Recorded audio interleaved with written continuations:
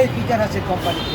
তাহলে আমরা সব মিলিয়ে দেখলাম এই জুলাই আন্দোলন, এই 5ই আগস্ট একটা মেটিকুলার ডিজাইন, একটা ষড়যন্ত্র ছিল। এই ইউনূস এই দেশের ছাত্রদের মাথাকে বিক্রি করে এই 2 বছরে তার ক্ষমতা কায়েম করেছে এবং তার স্বার্থ নিয়েছে, তার সঙ্গভঙ্গ নিয়ে, তার উপদেষ্টা দিয়ে। যেমন আপনারা দেখেন তার বাস্তবায়নতা, তার দুর্নীতিটা কোথায়।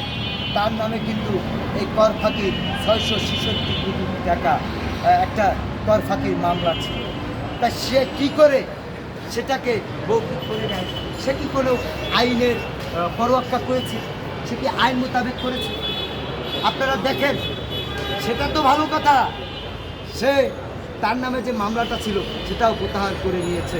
এবং আরেকটা জিনিস আপনারা খেয়াল করেছেন যে আদম ব্যবসা ট্রাভেল এজেন্সি, তার গ্রামীণ নামে একটা ট্রাভেল এজেন্সি লাইসেন্স করে নিয়েছে এবং গ্রামীণ ইউনিভার্সিটি নামে একটা লাইসেন্স করে নিয়েছে এবং তার যে গ্রামীণ যে ব্যাংক, সেই ব্যাংকের আবারও 10% কর মৌকুব করে নিয়েছে। তাহলে মানে তার স্বার্থের জন্য সেই আন্দোলন ঘটিয়েছে। সে মনে করেন যে 666 কোটি টাকা তার জরিমানা, সে 100 কোটি টাকা এই বিভিন্ন মাধ্যমে বিলিয়ে দিয়েছে। তারপরও কিন্তু বিলিয়ে দিয়ে এই একটা টোকাই বিভিন্ন ইয়া দিয়ে সেই আন্দোলনটা করেছে। তাহলে এই আন্দোলনে যত হত্যাকাণ্ড হয়েছে, ছাত্র হত্যাকাণ্ড হয়েছে, পুলিশ হত্যাকাণ্ড হয়েছে, এই খুনের দায় ডক্টর ইউনূসের। আর এটা মামলা হওয়া উচিত এবং এই ডক্টর ইউনূসকে গ্রেপ্তার করে বিচারের আওতায় ফাঁসির দাবি জানাচ্ছি আমি। কারণ এই ডক্টর ইউনূস এই দেশকে একটা গভীর কূপে ফেলে দিয়েছে। এই গভীর কূপের থেকে উঠতে হলে 100 বছরও পারবে না। আপনারা জানেন এই 5ই আগস্ট ছিল একটি ষড়যন্ত্র। এই 5ই আগস্টে আমাদের দেশের প্রায় 3000-এর অধিক পুলিশ সদস্যকে হত্যা করা হয়েছে। যেমন আমি ছাত্র হত্যারও বিচার চাই এবং পুলিশ হত্যারও বিচার চাই, কারণ এই ছাত্র ছিল আমাদের দেশের আলো, আমাদের দেশের সন্তান, আমারই ভাই। তেমনি পুলিশও আমাদের দেশের সন্তান, আমার ভাই, কারো ছেলে, কারো বাবা, কারো। তা আমি বলতে চাই, এই পুলিশ হত্যার বিচার কেন ইউনূস করলো না? এই পুলিশ হত্যার যাতে কোনো মামলা হলো না। আপনারা দেখেছেন এই জুলাই আন্দোলনের এনসিপি বা কিছু সমন্বয়ক, তারা নিজের মুখে স্বীকার পেয়েছে থানা জ্বালিয়ে দিয়েছে, পুলিশকে হত্যা করেছে। একজনকে গ্রেপ্তার করা হয়েছিল, কিন্তু 12 ঘন্টার ভিতরে সে মুক্তি পেয়েছে। আদালতে মব সৃষ্টি করেছে, তখন আইনের কোনো শাসন ছিল না। আমরা দেখেছি 5ই আগস্টের পরে আমাদের যে শিক্ষকদের উপরে কীভাবে মব করা হয়েছে। আরে ভাই, যদি তারা ছাত্রই হতো, কোনো ছাত্র পারে না তার শিক্ষার আলোর মেরুদণ্ডকে অপমান করতে, তার শিক্ষককে মারতে, কোনো ছাত্র পারে না। আমি এখনো আমার গুরুজনকে দেখলে তার পায়ের নিচে মাথা রাখি, কারণ আমি যতটুকু শিখেছি, যতটুকু জেনেছি, আমার পিতার চেয়েও, আমার মাতার চেয়েও আমার শিক্ষকের কাছে। আমরা দেখেছি এই যে সেদিনকারে শাহবাগে একটারে গণপিটুনি দেওয়া হয়েছে, তাকে দেখেছি ঢাকা ভার্সিটির একজন সুনামধন্য শিক্ষককে কীভাবে দাঁড়িয়ে তাকে আক্রমণ করে তাকে অপমান করেছে, মব সৃষ্টি করে তার গায়ে হাত তুলেছে। সে কি ছাত্র হতে পারে? সে তো ছাত্র না, তারা হলো ষড়যন্ত্রকারী, তারা হলো দেশ ধ্বংসকারী। আমি মনে করি আপনারা দেখেছেন 5ই আগস্টে এই প্রেস ক্লাবের সামনে পাকিস্তানের সেই জিন্নার ছবি টাঙানো হয়েছে। আপনারা দেখেছেন সেই জিন্নার জন্মদিন পালন করা হয়েছে। আমি এই যে আপনার স্মৃতিসৌধে গিয়েছিলাম সাভারে, নবীনগরে, সেখানে গিয়ে আমি দেখলাম আমাদের সেই বীর শহীদদের মাজারের উপরে উঠে এই রাজাকার বাহিনীরা যেভাবে তাদেরকে অপমান করেছে। আমি সেখানে প্রতিবাদ করেছিলাম যে ভাই, এগুলো শহীদদের কবর, আপনারা এভাবে তাদেরকে অপমান করতে পারেন না। তখন সেখানে আমি ভবের শিকার হয়েছিলাম। 1971-এর মহান যুদ্ধে আমাদের 30 লক্ষ শহীদ জীবন দিয়েছে, 2 লক্ষ মা বোন ইজ্জত দিয়েছে। তার বিনিময়ে আজকে কিন্তু সারা বিশ্বের সাথে আমি যে পরিচয়টা পেয়েছি সেটা হলো এই লাল সবুজের পতাকা। আমি পেয়েছি আমার মা একটা মানচিত্র, আমি পেয়েছি আমার স্বাধীনভাবে কথা বলার অধিকার, আমি পেয়েছি আমার একটা সার্বভৌমত্ব। আজ আমরা দেখেছি সেই বীর মুক্তিযোদ্ধাদের কিভাবে লাঞ্ছিত করা হয়েছে, বীর মুক্তিযোদ্ধাদের গলায় জুতোর মালা দেওয়া হয়েছে, তাদেরকে মারা হয়েছে, মত সৃষ্টি করা হয়েছে। তাহলে এই সকল কিছুর দায় ইউনুস, কারণ ইউনুস চায় না এদেশের স্বাধীনতা থাকুক, এদেশের মুক্তিযোদ্ধা থাকুক। আমি তারেক রহমান সাহেবকে বলবো, আপনি যদি মুক্তিযুদ্ধের সপক্ষে হয়ে থাকেন, মুক্তিযুদ্ধ যদি, কারণ আপনার পিতা মরহুম শহীদ প্রেসিডেন্ট জিয়াউর রহমান সাহেবও একজন মুক্তিযুদ্ধ ছিল, সেই মুক্তিযুদ্ধকে যদি ধারণ করতে চান তাহলে যারা মুক্তিযোদ্ধাদের অপমান করেছে, তাদের মত করেছে, তাদেরকে কেন আপনি গ্রেফতার করলেন না?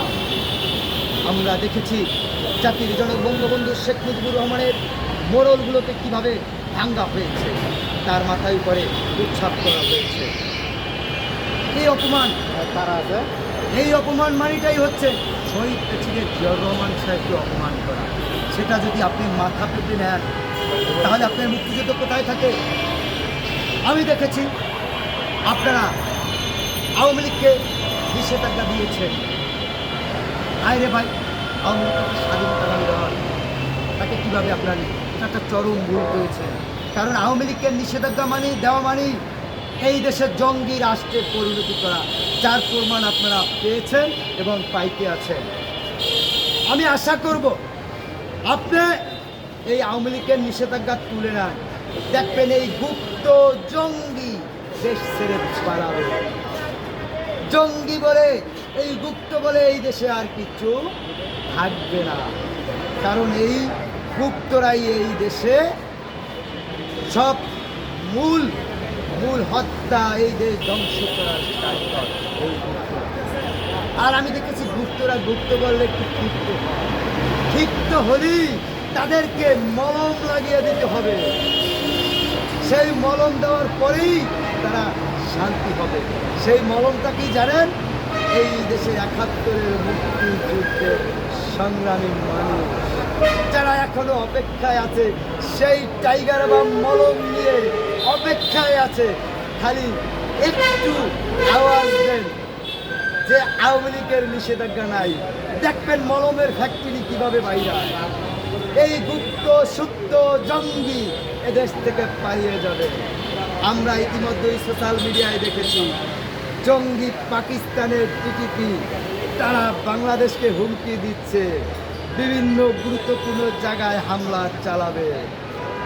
এই জঙ্গিদের রুখতে আপনি শুধু একটা কাজ করেন, বাংলাদেশ আওয়ামী লীগের নিষেধাজ্ঞা তুলে দেন, দেখবেন জঙ্গি কোথায় যাবে, জঙ্গি খুঁজে পাবেন না। জনাব তারেক রহমান, আপনার কাছে এটাই আমার অনুরোধ। প্রথম অনুরোধ হচ্ছে এই ইউনিটের মেটিকুলার ডিজাইনের চুক্তি, এই চুক্তিকে বাতিল করতে হবে এবং আওয়ামী লীগের নিষেধাজ্ঞা তুলতে হবে। তাহলে আপনিও ভালো থাকবেন, এই দেশও ভালো থাকবে। আপনি যদি জনগণকে ভালোবাসেন, জনগণের পক্ষে থাকেন, এই কাজগুলো করে দেখেন, দেশ আবার শান্ত হয়ে যাবে। হাসিনা কিন্তু এখন ক্ষমতায় আসতে চায় না। আপনি ক্ষমতায় থাকেন, আমাদের কোনো আফসোস নাই।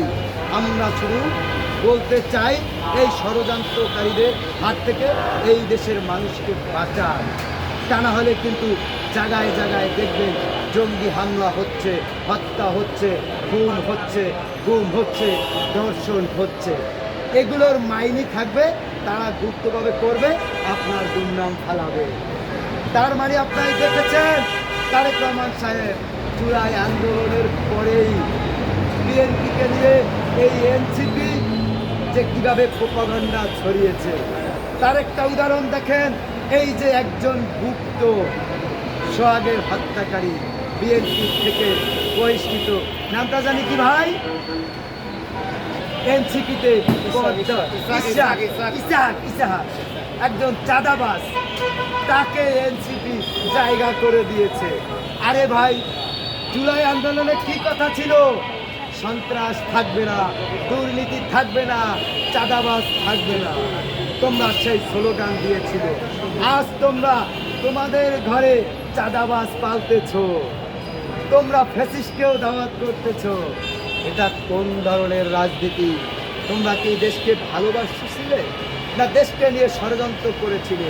এটা জনগণ বুঝে গেছে রে ভাই, তোমাদের আর ঠাঁই নাই।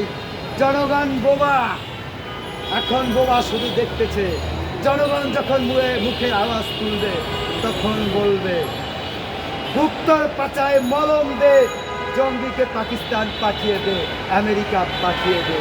এটা জনগণ বলার জন্য, রাজপথে নামার জন্য এখন রেডি হয়ে আছে, শুধু অপেক্ষা করতেছে সময়ের অপেক্ষা।